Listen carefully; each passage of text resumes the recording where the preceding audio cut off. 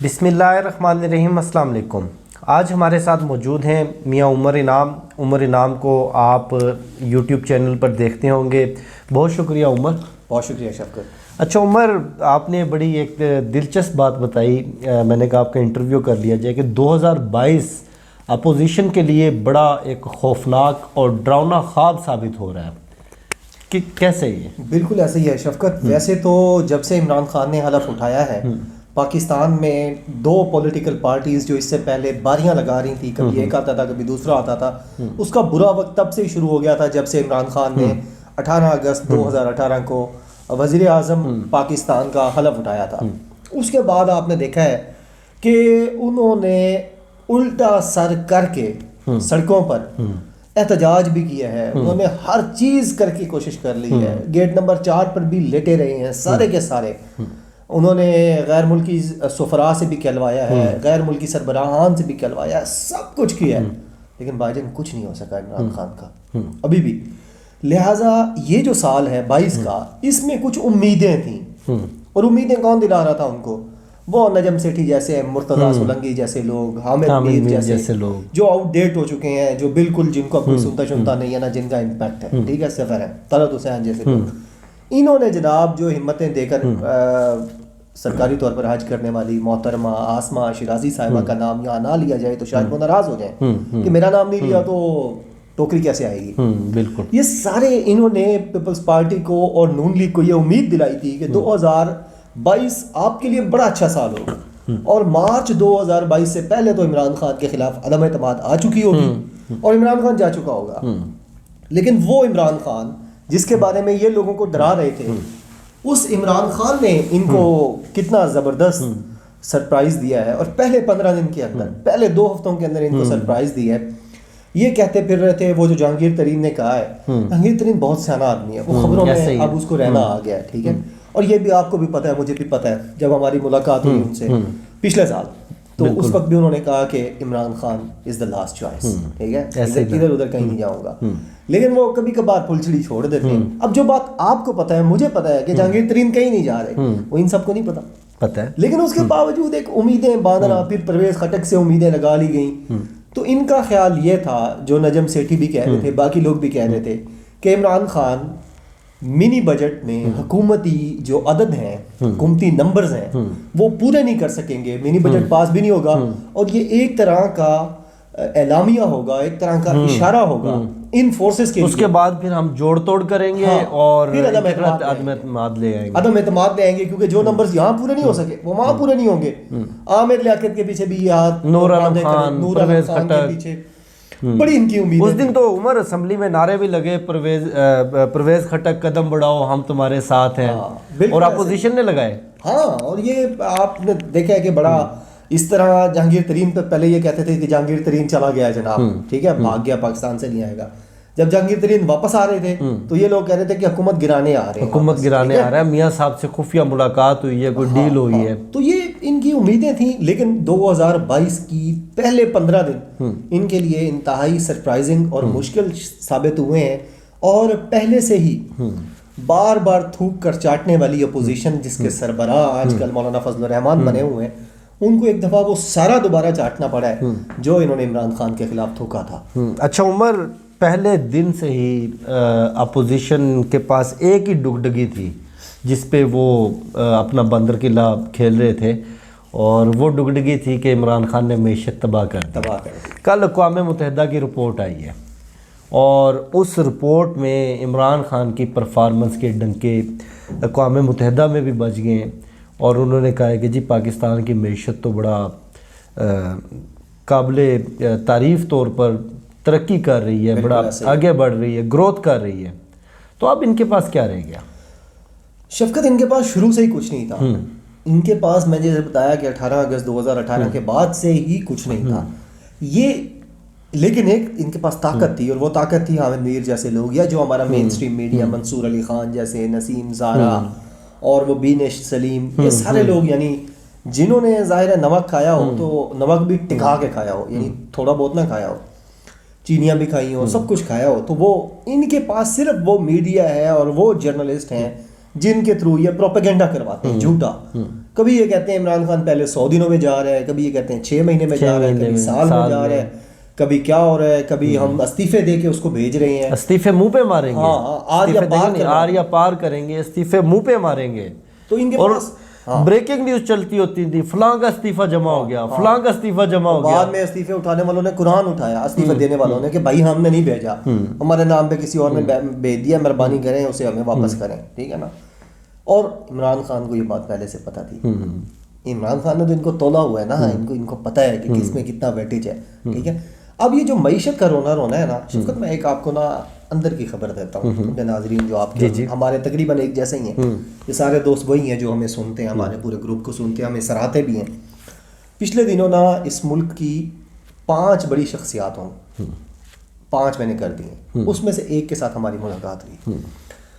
ایسے ہی یعنی کسی جگہ پر ہمیں بلایا گیا اور وہاں وہ شخصیت موجود تھیں, اور ان کا تو پلان تھا لیکن ہمیں نہیں پتا تھا.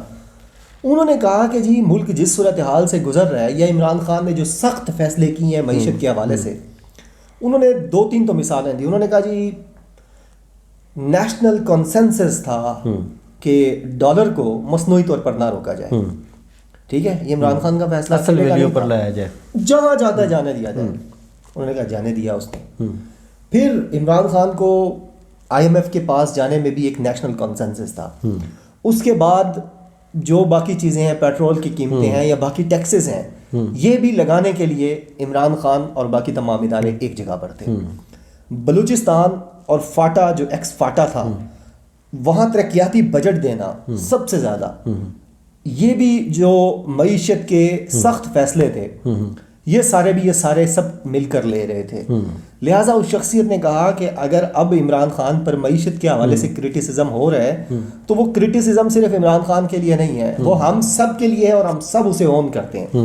اور انہوں نے یہ بھی کہا کہ یہ تمام پروپیگنڈا کے باوجود, اور عمران خان کی جس طرح ابھی انہوں نے اسٹیٹ بینک کو انفلوئنس سے آزاد کرایا ہے کہ آپ اسحاق ڈار تھے, آپ کال کرتے تھے اور 5-10 ہزار ارب روپے کا قرضہ چھاپو اور وہ لے کر اپنے اخراجات کو, تو ٹھیک تھا. لیکن جو میں شخصیت کا بتا رہا ہوں, انہوں نے کہا کہ ہم نے عمران خان کو کہا کہ آپ نے الیکشن کا نہیں سوچنا, آپ نے جنریشن کا سوچنا, ملک کا سوچنا. عمران خان نے سوچا, مشکل وقت آیا, یہ حقیقت ہے, لیکن ان کے پاس کیا پلان ہے جو یہ کہہ رہے تھے کہ ہم آ کے معیشت ٹھیک کر دیں گے. شوکت ترین نے کہا ہے کہ ڈالر کو 100 سے نیچے رکھنے کے لیے تقریباً 60 ارب ڈالر خراب کیا گیا. 60 ارب ڈالر امریکن USD وہ خراب کیا گیا. کس وجہ سے؟ کہ ڈالر 100 سے نیچے رہے. اتنا مصنوعی پیسہ جھونکا گیا اور وہ سب اب ہم نکال رہے ہیں. دوسرا یہ کہ یہ جو معیشت مشکل ہوئی, پھر کووڈ آ گیا, ٹھیک ہے. اور اس اہم شخصیت نے یہ بھی بتایا کہ جب پرائم منسٹر عمران خان نے حلف لیا تو جو سب سے پہلے انہوں نے بریفنگ لی وہ وزارت خزانہ کی تھی. اور جب عمران خان نے لی تو عمران خان جیسا مضبوط اعصاب کا بندہ بھی ایک دفعہ دہل گیا. میں نے کہا یہ کیا ہے, یہ تو مجھے پتہ ہی نہیں تھا, یہی صورتحال چھوڑ کے گئے. انہوں نے کہا بھائی جان یہی کچھ ہے. تو وہ پھر انہوں نے وہ سارے ملکوں کے پاس گئے, پیسے مانگ کے لائے, پھر IMF کے پاس جانا پڑا, سب کچھ کیا.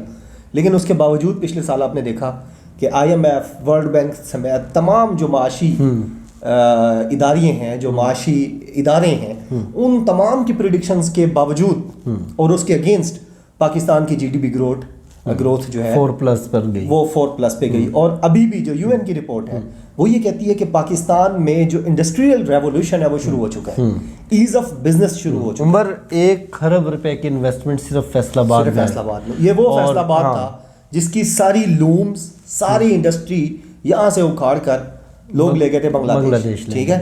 اس فیصل آباد کو, جس کو یہ کہتے ہیں جی ہمارے پاس تجربہ کار ٹیم تھی, اسحاق ڈار جیسے لوگ تھے, ٹھیک ہے, اور قاتل رنا ثناء اللہ جیسے لوگ تھے, جس کو وہ نہیں ریوائیو کر سکے, اس کو کووڈ کے مشکل ترین دنوں میں عمران خان نے اس فیصل آباد کو آباد کر دیا. اور اقوام متحدہ نے بھی انڈورس کیا, اقوام متحدہ نے بھی اس کو انڈورس کیا. اور انہوں نے جو ہے وہ کنسسٹنسی, اور بلکہ عمر انہوں نے کریٹیسائز کیا ہے ان عالمی طاقتوں پر جو کہ پوری عالمی معیشت کو چلاتے ہیں کہ بھائی آپ نے جو کمزور ممالک سے، غریب ممالک سے جو وعدے کیے تھے، آپ نے پاکستان سے بھی وہ وعدے پورے نہیں کیے. پیرس کلب نے جو کمٹمنٹس کی تھی اس کا صرف 20% آپ نے کووڈ میں ان کو دیا، اور اسی وجہ سے، اور یہ کوئی امداد نہیں تھی، یہ قرضوں میں چھوٹ تھی. اور انہوں نے کہا اگر 100% دے دیتے تو پاکستان کی جو جی ڈی پی ہے وہ 4.5 پر جاتی. بالکل چلی جاتی. اور اسی وجہ سے پھر یو این نے کہا ہے کہ تھوڑا سا سٹریس آئے گا جی ڈی پی پہ، لیکن مسلسل اس کی گروتھ ہو رہی ہے اور اچھے اشاریے آ رہے ہیں. اسی طرح ساری دنیا کے جتنے اکانومی کو سمجھنے اور سمجھانے والے ادارے ہیں، معیشت دان ہیں جو محب وطن ہے، یا ہمارے معیشت دان یہاں کے محب وطن ہیں، جو 2 نمبر ہیں وہ نہیں، جنہوں نے پیسے لے کر جو ہے ہمیں اسحاق ڈار جیسے لوگ جو ہمیں بتاتے ہیں کہ جی کیا کرنا چاہیے، اور خود اس کے دور میں کیا ہوا. لہٰذا عمران خان کے دور میں معیشت پر کڑا وقت تو آیا، لیکن اب 2020 میں بھی، 21 میں بھی، اور اب بھی معیشت بہتر ہو رہی ہے، آگے کی طرف جا رہی ہے. اور یو این کی یہ جو تازہ ترین رپورٹ ہے، یہ آپ اور میں نے تو نہیں بنائی نا، بالکل ہے، یا صدیق جان نے تو نہیں بنائی، یہ تو انہوں نے بنائی ہے اور ان کے معیشت دانوں نے بنائی ہے. عمر جو رپورٹ ہے یہ بتاتی ہے کہ پاکستان کا مستقبل روشن ہے. عمران خان کے جو سخت فیصلے تھے، ان سخت فیصلوں کے باوجود پاکستان کی جو معیشت ہے وہ بہتر سمت میں، صحیح سمت میں جا رہی ہے، اور پاکستان کے اچھے دن آنے والے ہیں. عمر، آخری سوال، 1 لائنر آپ جو آپ دے سکتے ہیں، اپوزیشن کا مستقبل کیا دیکھتے ہیں؟ ایسے بندر قلعہ کھیلتے رہیں گے؟ ہاں، یہ تو آپ کو بھی پتہ ہے یار کہ اب مستقبل کوئی نہیں رہا، اور اس کی وجہ یہ اپنے خود لوگ ہیں. یہ نہیں ہے کہ عمران خان نے آ کے کسی کو کہا ہو کہ جناب ان کو بالکل فارغ کر دیں گے. ان کی اپنی طرف سے جو بالکل، اب دیکھیں نا یار، آپ D G I S I کو گالیاں دیں گے، ٹھیک ہے، فیض حمید کو، اور آپ جناب سابق چیف جسٹسز کو گالیاں دیں گے، موجودہ چیف جسٹس کو گالیاں دیں گے، آپ چیف آف آرمی اسٹاف کو برا بلا کہیں گے، ٹھیک ہے. اور کس لیے؟ کوئی ذاتی کوئی ان کا مسئلہ نہیں تھا فیض حمید کا یا قمر باجوہ صاحب کا، کیا تھا کہ ان کی چوری کو فیسیلیٹیٹ نہیں کیا جا رہا، بالکل ٹھیک ہے. تو اتنا جب آپ امیچور بیہیویئر شو کریں گے تو اس کے بعد تو کوئی اندھا بھی ہو، کوئی گنگا بہرا کوئی بھی ہو، بھائی جان وہ آپ کو اقتدار میں نہیں آنے دے گا، ٹھیک ہے نا.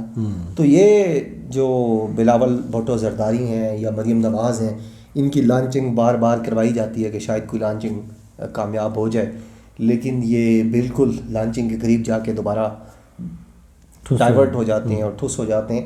لہٰذا مجھے تو ان کا کوئی مستقبل نظر نہیں آ رہا، اور اس کی وجہ یہ ہے کہ مریم نواز کا جیل سے باہر ہونا، بلاول بھٹو کا اپنے انکلز کے ہاتھوں میں کھیلنا، اور پیچھے رہ گیا فضل الرحمان کو 4 کونسلروں کی سیٹ ملی ہے، وہ اسی پہ خوش ہے. کونسلروں کے وہ وزیر اعظم بن چکے ہیں، ان کی آپ نے دیکھا ہے کہ وہ اب تھوڑا بیک فٹ پر آئے ہیں. لہٰذا کوئی مستقبل نہیں ہے. یہ تو سخت الفاظ ہیں، لیکن یہ ہے کہ تتے توے پہ کھڑے بھی ہو جائیں. تتا توا ہوتا ہے نا جس پہ روٹی بناتے ہیں، اس پہ اگر یہ کھڑے بھی ہو جائیں اور پھر بھی ریکویسٹ کریں کسی سے کہ مہربانی کریں ہمیں کوئی تھوڑی سی فیسلیٹیٹ کریں، تو نہیں ہونے والا. بہت شکریہ عمر انعام آپ کے وقت کا. مجھے، شفقت علی کو اور عمر انعام کو دیجیے اجازت. انشاءاللہ آپ سے پھر نیکسٹ ویڈیو میں ملاقات ہوگی. پاکستان زندہ باد.